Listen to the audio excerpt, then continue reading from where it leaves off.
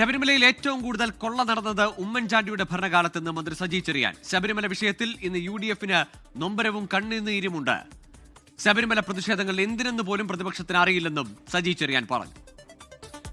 ഇവിടെ UDF-ന്റെ കണ്ണുനീര് കണ്ടാൽ ഭയങ്കര കണ്ണുനീരാണ്. എന്തോ ഒരു നൊമ്പരമാണെന്നറിയാം.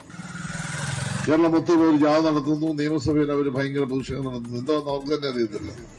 അവരുടെ ഭരണകാലത്ത് ഈ ശബരിമലയിലൊന്നും ഒരു റോഡിൽ കൂടെ സഞ്ചരിക്കാൻ പറ്റും. മികച്ച കുണ്ടും കുഴിയും കാണണമെങ്കിൽ ശബരിമലയിൽ ഉമ്മൻചാണ്ടിയുടെ കാലത്ത് പോയാൽ മതി. ഒരുമാതിരിപ്പെട്ടവൻ പോയി തിരിച്ചു വരത്തില്ല.